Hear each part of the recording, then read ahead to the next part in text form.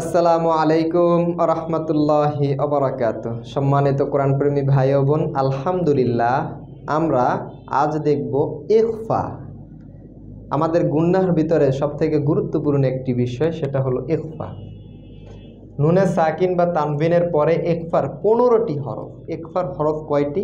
15টি। আপনি মুখস্থ রাখতে পারলে আলহামদুলিল্লাহ খুবই ভালো। তবে এটা যদি আপনি একটু খেয়াল করে পড়েন তাহলে আপনার মুখস্থ না হলেও আপনি বুঝতে পারবেন কোথায় গুনাহ করে পড়বেন। হরফ হইতে কোনো একটি হরফ আসিলে উক্ত নুন সাকিন বা নুন সাকিন বা তানবিনকে গুন্নার সহিত নাকের বাসিতে লুকিয়ে পড়তে হবে। এটা একটু গুন্নাটা নাকের ভিতর থেকে আসবে। আমরা 15টি হরফ একটু দেখব। তা, সা, জিম, দাল, জাল, জা।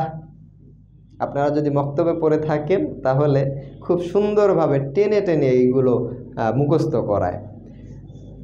তা, সা, জিম, দাল, জাল, জা, সিন, শিন, সদ, দদ, ত, জ, ফা, কফ, কাফ। এই 15টি হরফ, এগুলো হলো ইকফার হরফ।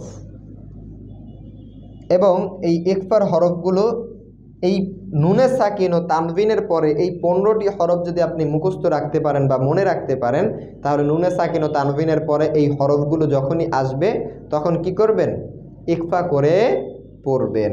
যেমন নুনের উপরে কি আছে? সাকিন আছে, অর্থাৎ নুনের উপর জজম আছে। জজমের পরে কি আসছে? কফ আসছে। কফ কিসের হরফ?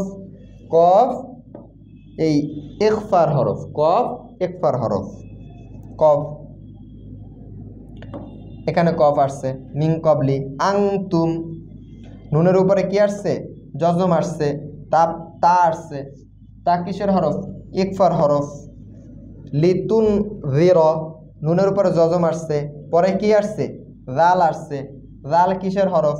ইকফার হরফ। কোরআন শরীফের ভিতরে ইকফার গুন্নাই সব থেকে বেশি। লিতুন জির, উন জিলা, নুনের উপরে কি আসছে? জজম আসছে, তারপর কি আসছে? ঝা আসছে। আলহামদুলিল্লাহ আমরা আরও কিছু প্র্যাকটিস দেখব যাতে আমরা খুব সহজে ইকফার গুন্নাহগুলো বুঝতে পারি। ইন্নাল্লাযীনা, হামজা নুন জের ইন, নুন লাম জবর নাল, ইন্নাল, এটা কিসের গুন্নাহ? আপনারা বলেন তো মনে থাকলে। এটা হলো ওয়াজিবের গুন্নাহ। এটা কিসের গুন্নাহ? ওয়াজিব এর গুন্নাহ। ইন্নাল্লাযী, জালিয়াজের জি, এটা কিসের গুন্নাহ বলেন তো? এটা হলো এক আলিফ মাদের গুন্নাহ। এক আলিফ মাদ, এটা গুন্নাহ না, এক আলিফ মাদ। কাফারু, এটা কিসের মাদ বলেন তো? এখানে কয় আলিফ টান হবে? এখানে এক আলিফ টান হবে, কারণ পেশের বাম পাশে জজমলা ওয়াও আসছে। সাওয়াউন, সাওয়াউন, যদি আপনাদের খেয়াল থাকে তাহলে একটু বলেন তো এটা কোন প্রকার মাদ? অর্থাৎ 4 আলিফ না 3 আলিফ না 1 আলিফ? এটা অবশ্যই 4 আলিফ। কারণ কি?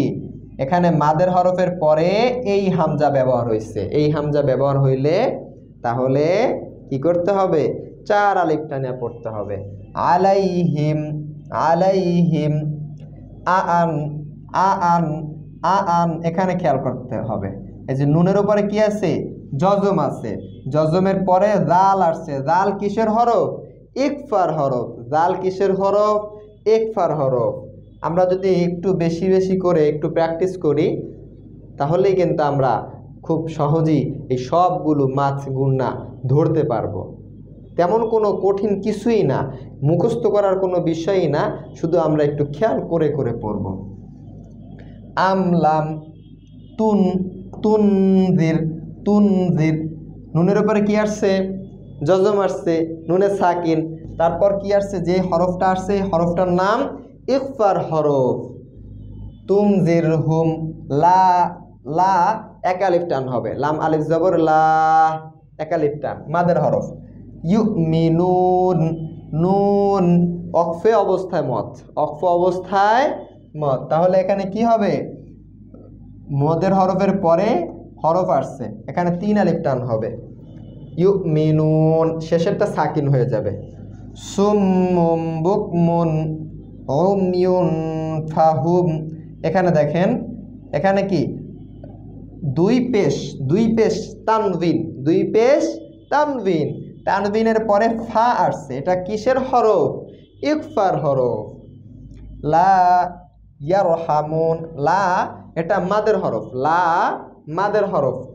ইয়ারজিউন, ইয়ারজিউন, এই যে এটা হলো মধ্যে আরজি, মধ্যে আরজি। আল্লাযী, যী, জালিয়াজের যী, জেরের পরে কি আসছে? যজমলা ইয়া আসছে, তাহলে কি করতে হবে? এক আলিফ টেনে পড়তে হবে, মাদের হরফ। ইয়াং কুজু, ইয়াং কুজু, ইয়া, নুনের উপরে কি আসছে?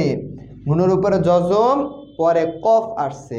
আসলে কি ইখফার গুন্না কোরআন শরীফের ভিতর অনেক অনেক, এজন্য একটু খেয়াল করা। জু এক আলিফ মাদ। আহদাল্লাহি মিন বাদি, মিন বাদি আপনাদের অবশ্যই মনে আছে একলাবের গুন্না। নুনে সাকিনের পরে বা তানবিনের পরে যদি বা আসে একটি হরফ, তাহলে এখানে একলাবের গুন্না হবে। মি, মি এক আলিফ টান হবে। থা আলিফ জবর থা, এক আলিফ টান হবে। মিসাকি, কাইফা, তাকফুরুনা, তাকফুরু, রু, রুতে কি আছে? এক আলিফ পরিমাণ টান আছে। বিল্লাহি, লামের উপরে এক আলিফ টান হবে। ওয়াকুনতুম, ওয়াকুনতুম, নুনে সাকিন, তারপরে তা আসছে, তা কিসের হরফ? ইকফার হরফ। আমওয়া, আমওয়া মাদের হরফ। তান, ফাআহইয়াকুম, এই তার উপরে কি আসছে? দুই জবর, মানে কি? তানবিন, তানবিনের পরে ফা আসছে। আহইয়াকুম, ইয়া কি? এক আলিফ টান হবে। আলহামদুলিল্লাহ, আমরা এরকমভাবে যদি একটু খেয়াল করে করে কোথায় আমাদের কয় আলিফ টান হবে, কোথায় কিসের গুন্না হবে, এই বিষয়ে যদি আমরা একটু ধরতে পারি, আলহামদুলিল্লাহ আমাদের পড়া খুবই সুন্দর হবে, খুবই সুন্দর হবে ইনশাআল্লাহ। আপনাদের মাঝে মূল যে চারটি বিষয়, হরফ, হারকাত, তানবিন, জজম ও তাজদীদ, এবং আরও যে গুরুত্বপূর্ণ আরও দুইটি বিষয় মাথ ও গুন্না, সব বিষয় আপনাদের মাঝে আলোচনা হয়ে গেল ইনশাআল্লাহ। এখন আপনারা নিজেরা বেশি বেশি করে প্র্যাকটিস করবেন, ইনশাআল্লাহ আপনারা খুব সুন্দরভাবে কোরআন শরীফ পড়তে পারবেন। আলহামদুলিল্লাহ। আসসালামু আলাইকুম ওয়া রাহমাতুল্লাহি ওয়া বারাকাতুহু।